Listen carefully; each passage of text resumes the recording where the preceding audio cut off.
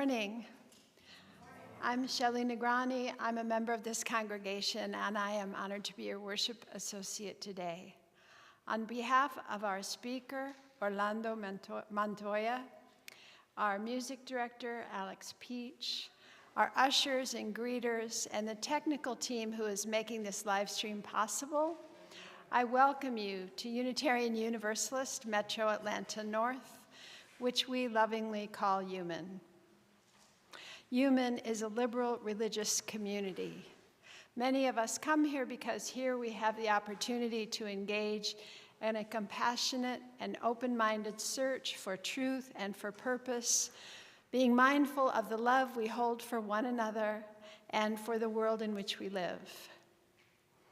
If you are visiting with us this morning and are comfortable doing so, would you please stand and tell us your name and where you are from so that we can worship together as friends. Are there any visitors on my left? Are there any on my right?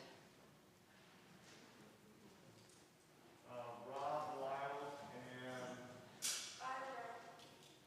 we just moved to Swanee from Detroit, Michigan. Welcome.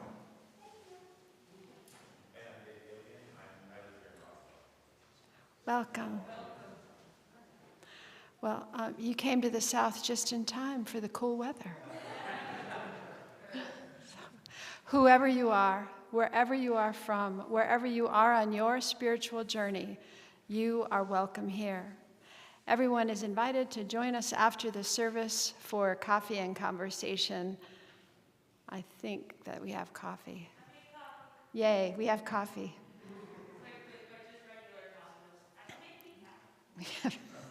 So we have regular, not decaf coffee after this service, which will aid us in our conversation. This morning, we are going to try something new. We've had joys and sorrows being entered into the chat from people watching the live stream.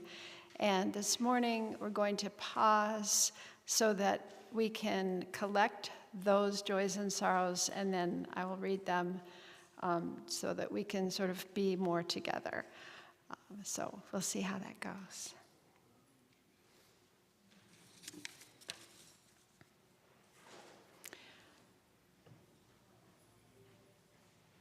This morning's call to worship is from a song of Senlin by Conrad Aiken.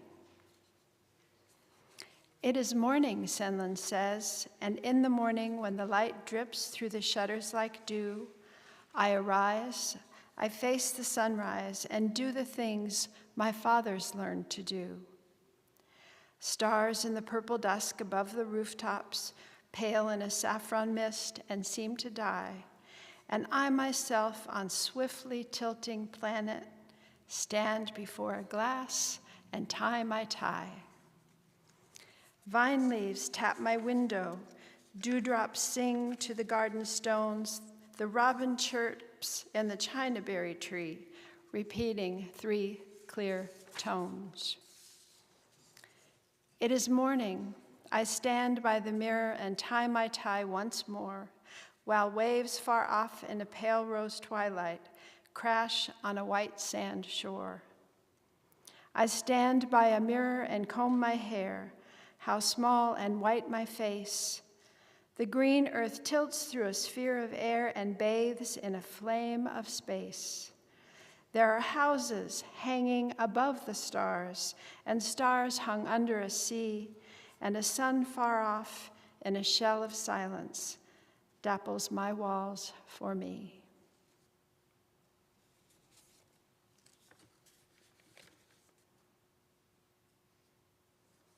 Would you like the chalice? The chalice lighting. We light this chalice to focus our minds and spirits on things that are right in this world.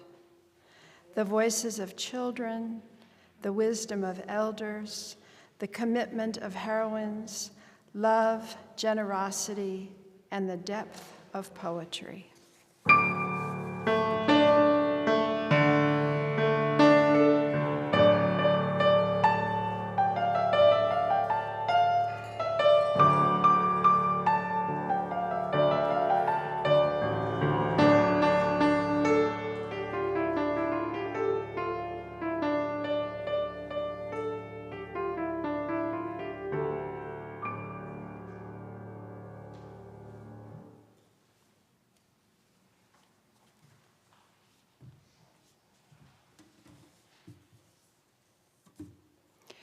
And now is the time in the service when the love that binds us together is spoken aloud. If you have a joy or a sorrow that you're willing to share with this congregation to draw us closer, please come forward. Tell us your name and speak in this microphone. Tell us your name and share your joy or sorrow, and then drop a pebble into the communal water. And people at home, please start typing yours into the chat now.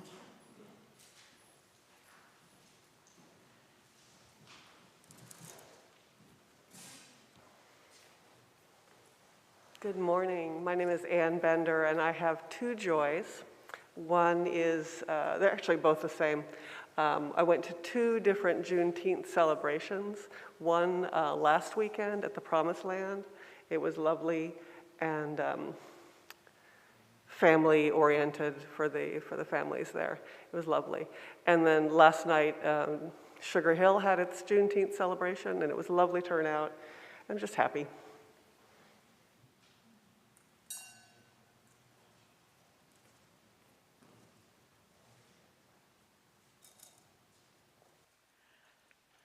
I have a pebble of sorrow, a very close friend for the last 26 years, 27 years, passed away on Friday, and I just, he was part of a couple that she's still here, and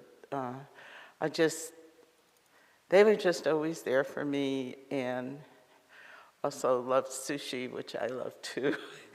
And I don't know. And he was a musician. He played double bass and played at UUMAN a few times with a trio or something. But anyway, I just want to drop a pebble for him and his wife Mary and their family. So his name is Leonard McKee, but we called him Mac.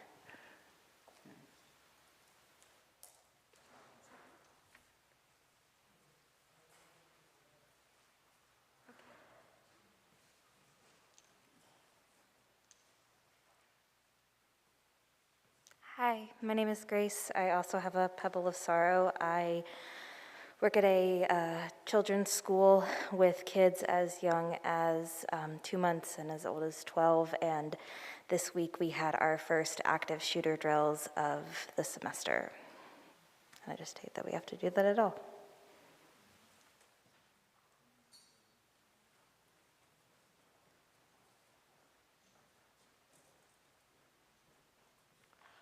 I'm Deborah Burrell. I'm a new member here, and my first pebble is a pebble of sorrow for the 3 victims of the shooting in Vestavia Hills, Alabama, at St. Stephen's Episcopal Church. That's the Birmingham suburb where Mike and I lived until just months ago. And we did not know any of the 3 victims, but it was just another act of senseless, random violence.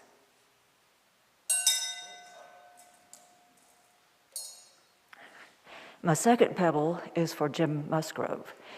He is the man who tackled the gunman and undoubtedly saved many lives. Mike and I have lost touch with him over the years, but we used to go canoeing with him decades ago. And he's a fine person and a true hero. So this is a pebble of appreciation for him.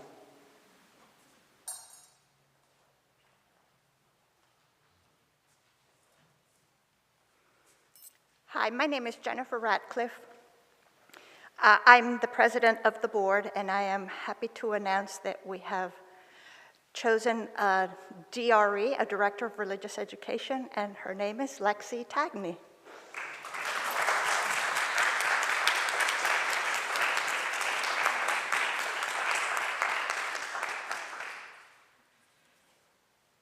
Hey there, I'm Jim Nickens. I'm happy to report that my wife Tanya had laparoscopic discectomy. On Thursday, it was a complete success. All the pain's gone, and we're expecting a full recovery in the next 4 to 6 weeks.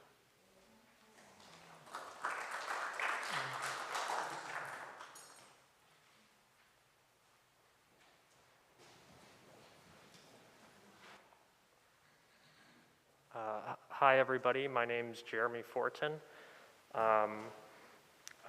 So on Wednesday, my little sister had a seizure, and she was diagnosed as epileptic back in January of this year. And this is the first time in a couple of months it's happened.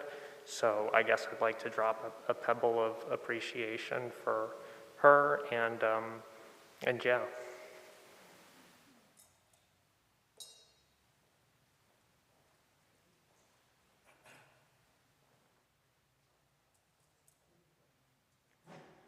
My name is Gus Haydorn, and I am married to the president of the board, the very lovely Jennifer Tagney, and today is our 12th anniversary.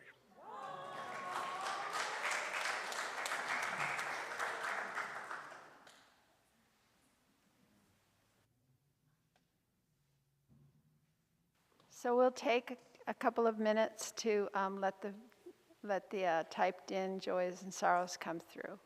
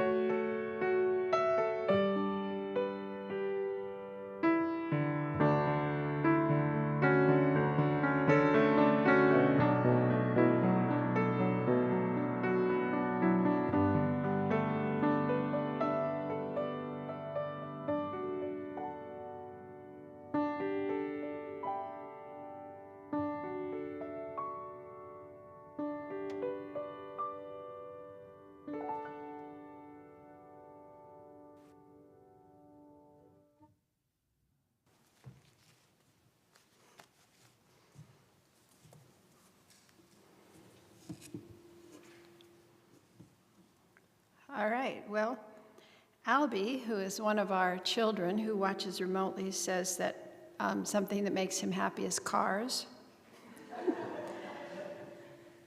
Steve Allerton says, Monique is recovering from knee surgery to repair torn cartilage, but has since been experiencing issues with fatigue onset. He says his back issues are improving, but it may be due to lower humidity. Paula Watson has a joy that her son Jonathan is visiting this week from Nashville. All right, that worked. So I will drop a final pebble for those joys and sorrows that remain unspoken. May we hold one another in our hearts until we are together again.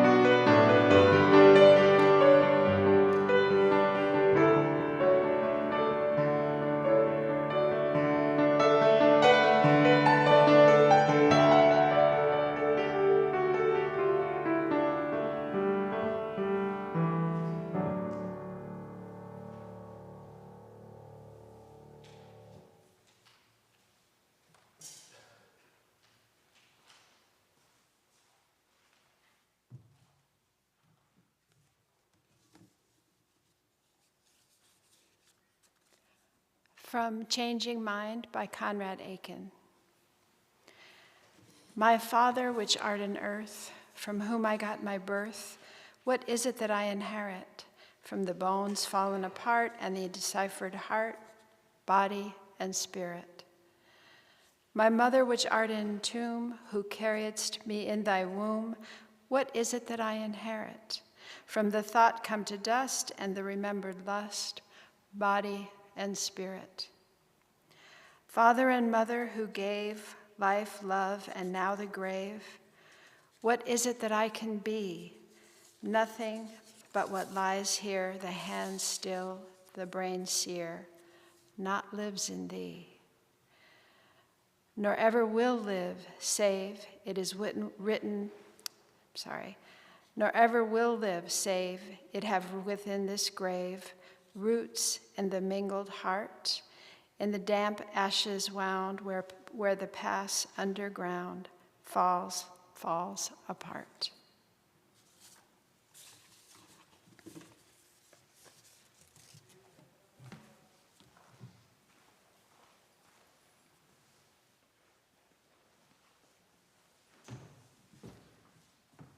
Good morning.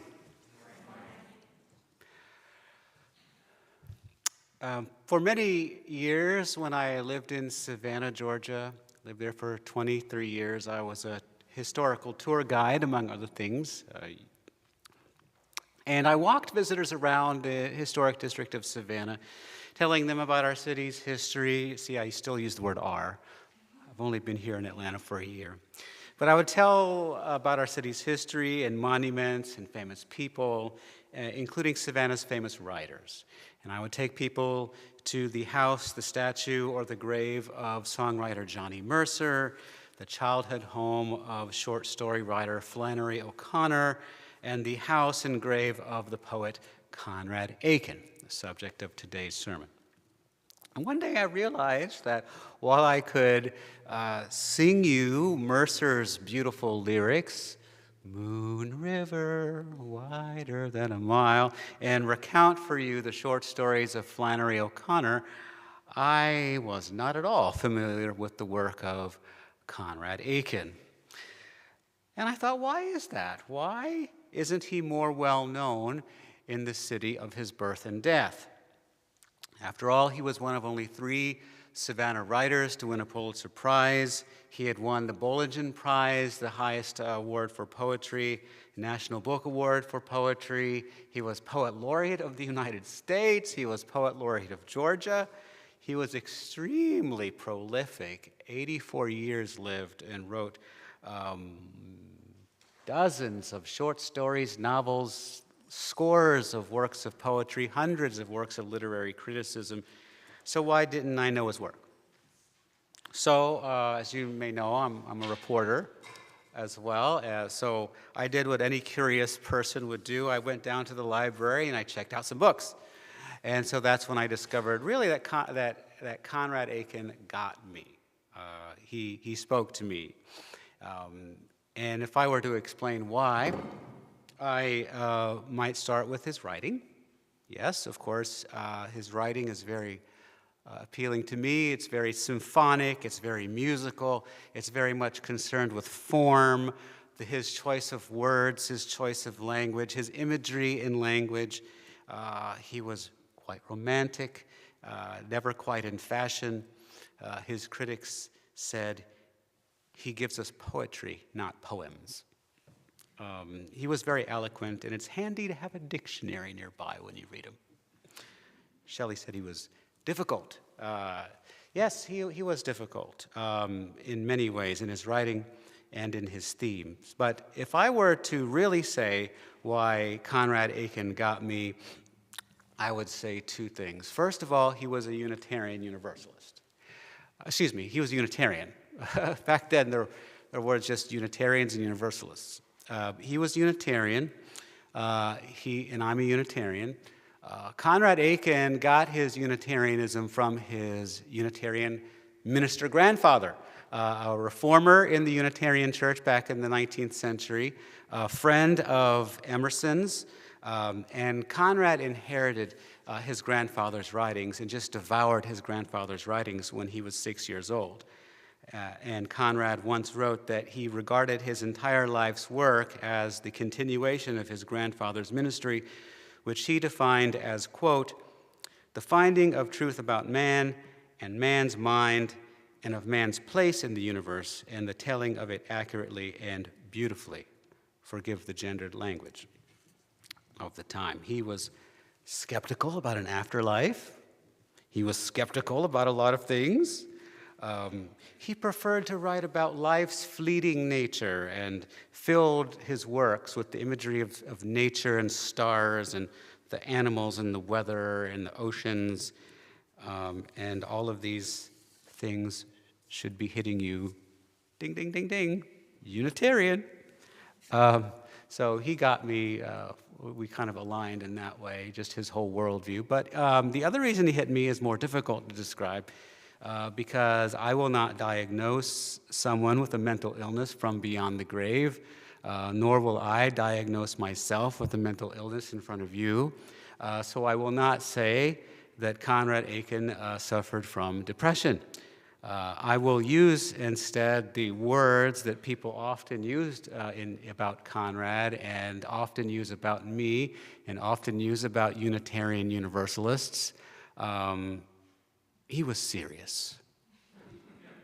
He suffered from congenital seriousness. He wrote about life and death.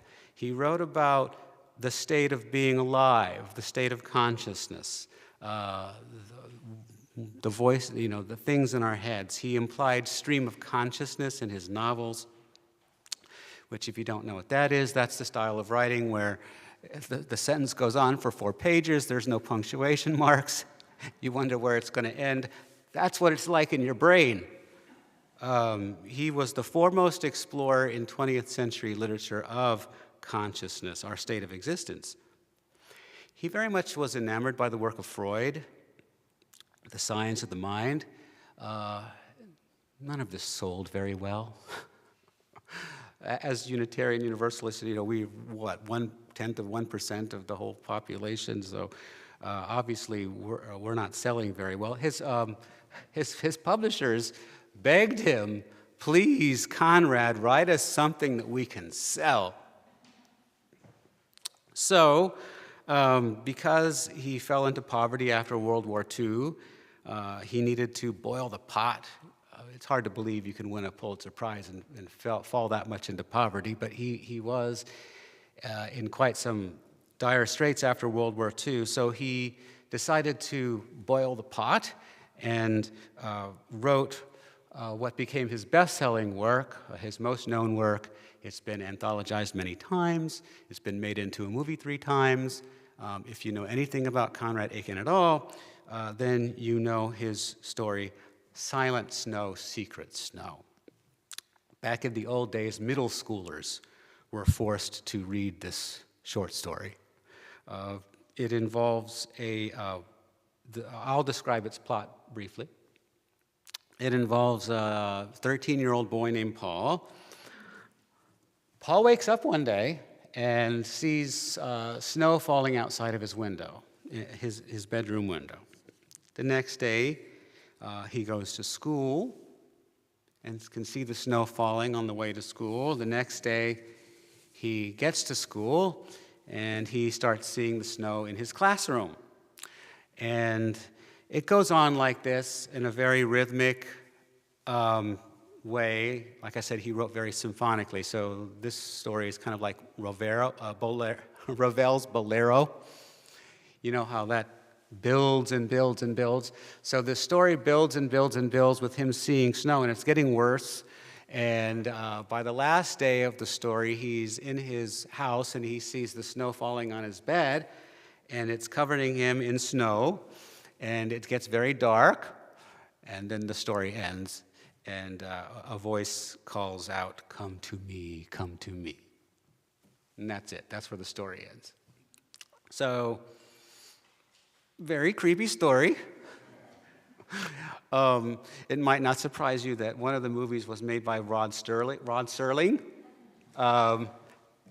So it was a very creepy story, but in the story, Paul, the main character, is the only person who can see the snow. Nobody understands him. And in the story as well, Paul loves the snow because it's his secret. He can't talk about it. If he talks about it, people don't understand him. It's the one thing that he has that nobody else has. And so that story is the best description that I've ever come across of depression. A snow that's constantly falling. You're the only one who can see it. So I believe Conrad Aiken got this seriousness from his father. And so today is Father's Day. I think it's appropriate to talk about Conrad Aiken's father and where he got this worldview from. It was the night of February 27th, 1901. Conrad was 11 years old, and on that night in Savannah, his parents were arguing. They had taken to arguing recently. Perhaps Conrad's father had fallen into a mental illness of his own. Conrad's father, towards the last years of his life, had become violent and jealous. He acted strangely to people who knew him. But they were arguing in the bedroom, and Conrad Aiken heard two gunshots. The first was his father killing his mother, and then the second gunshot was his father killing himself. So it was a murder-suicide. Boy was 11 years old. Conrad was 11 years old. He discovered the bloody bodies of his mother and father, and as he later wrote, I was possessed of them for the rest of my life. So after his parents' deaths, his family took Conrad to live with his relatives in Massachusetts, where he finished school. He went to Harvard. He met another grandson of a Unitarian minister, T.S. Eliot, with which he had a lifelong friendship. He lived in England for many decades. He married 3 times. He had 4 children, all of whom lived in England, all of whom became writers, all of whom are now dead. He returned to Massachusetts. He eventually returned to Savannah. He lived a long life, 84 years. And despite his seriousness, he was quite playful. He carried on great friendships with many writers. In fact, Ezra Pound, Malcolm Lowry. With Malcolm Lowry, he was sort of a father figure to Malcolm Lowry. Malcolm Lowry, who wrote Under the Volcano. Malcolm Lowry was his great friend and literary protege. He had an interesting life. There was lots of fun, lots of tragedy. But I think because of the seriousness that he got from his father, he was quite aware of how fragile and how momentary, how fragile all of it was. So when I was a tour guide in Savannah, I would often take people to Conrad's grave at Bonaventure Cemetery. Anybody been? It's a beautiful cemetery, one of the most beautiful in the world.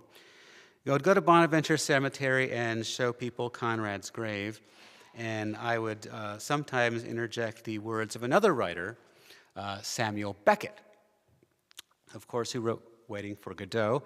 And in that work, Samuel Beckett says, they give birth astride a grave, the light gleams an instant, then it's night once more. That's Beckett's famous quote.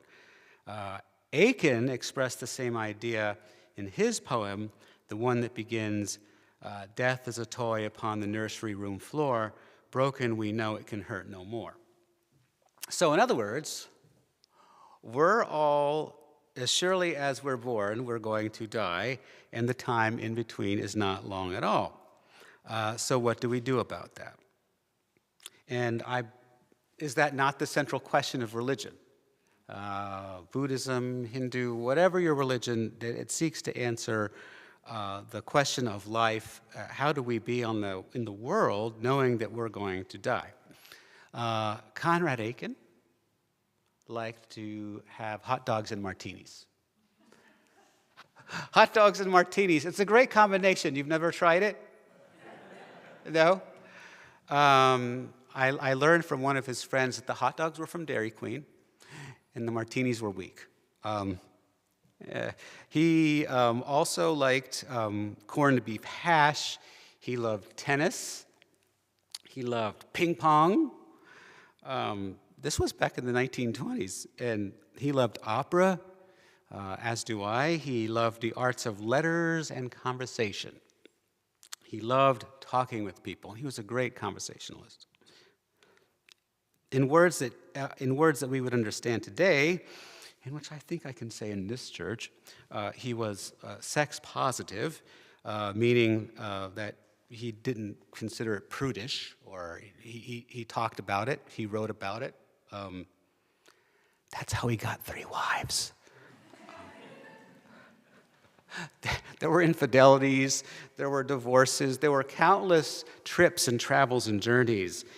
There was an abiding captivation with psychology, especially as it related to fathers and sex and Freud and anything that was unmentionable.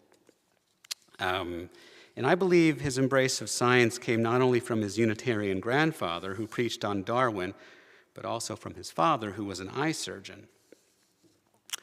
So, his life was very interesting. He attempted suicide once, an attempt which failed, only because his second wife had gone to the movies. I like this story. The wife, Conrad Aiken wrote about death so much he wanted to try it. So he stuffed up his house windows with wet towels. He turned on the gas, opened up the paper, and just sort of waited to die. His second wife had gone to the movies, but she didn't like the second show. So she came back early and discovered Aiken unconscious with the gas on. So that's how how a bad movie saved Aiken's life.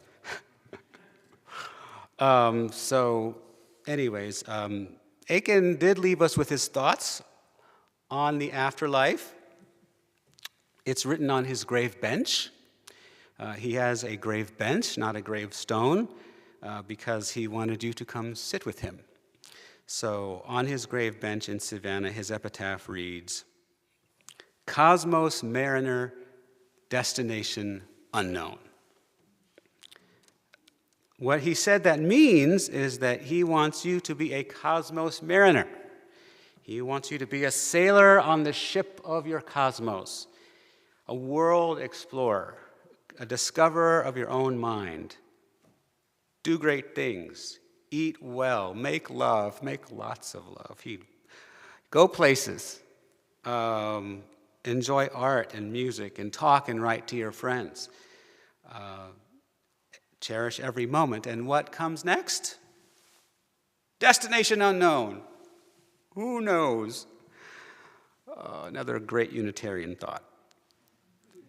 So on this Father's Day, I will lift up a man who was a grandson, a son, a father, and a grandfather. Wasn't always a good father. Wasn't always a good father. He wrote once of himself. He would often write of himself in the guise of another character in a story. And so he once said, "I guess there isn't a worse father in the world. I made all your lives a permanent torment." We all have major and minor keys. And so I think about my own father. He had major and minor keys. I have major and minor keys, sometimes in the same moment. So I take away Aiken's great message for us to experience those major and minor keys as the music of our existence. You can't play the piano without major and minor keys. It all works together. So I will leave you with one of his most well-known poems. And when I say well-known, really, he died in 1973. Nobody knows him, let's just be honest.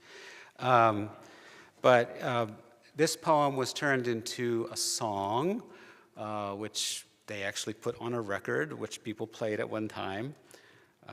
And back at the Unitarian Church in Savannah, I would have an annual remembrance for him, and I was very pleased when one of our church members put it to music. Anyways, music I heard with you was more than music, and bread I broke with you was more than bread. Now that I am without you, all is desolate, all that was once so beautiful is dead. Your hands once touched this table and this silver, and I have seen your fingers hold this glass. These things you do not remember, you beloved, and yet your touch upon them will not pass. For it was in my heart you moved among them, and blessed them with your hands and with your eyes, and in my heart they will remember always. They knew you once, O beautiful and wise. So anyways, if you like, go seek out Conrad Aiken, but, it's not going to lift you up. Sometimes life just does that to you. Anyways, thank you very much.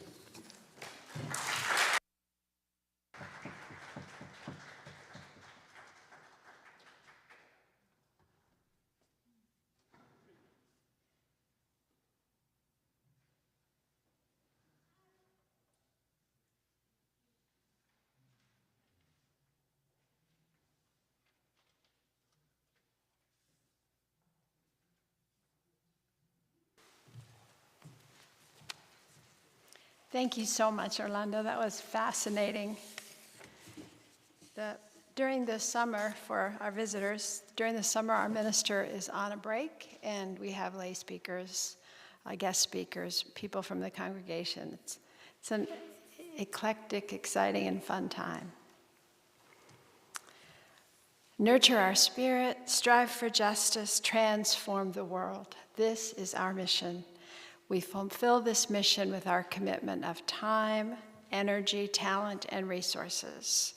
Individually and together, we are Unitarian Universalists, building a world filled with peace and justice, love and joy. The offering will now be received either by passing the basket or using the Givelify app.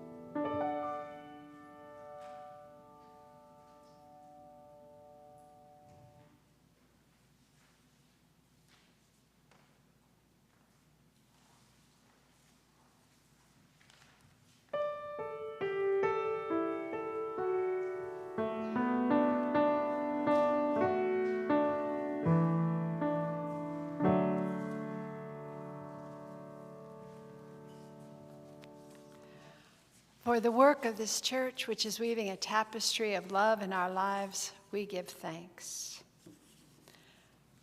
Please join me in extinguishing their chalice. We extinguish this flame, but not the light of truth, the warmth of community, or the fire of commitment. These we carry in our hearts until we meet again.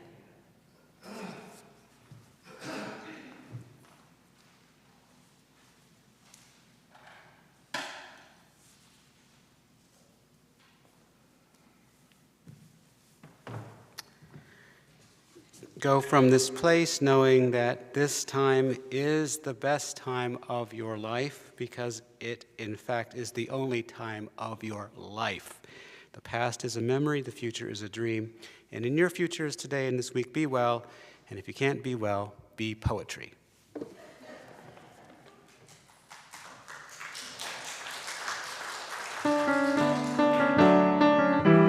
The service has ended. Go in peace.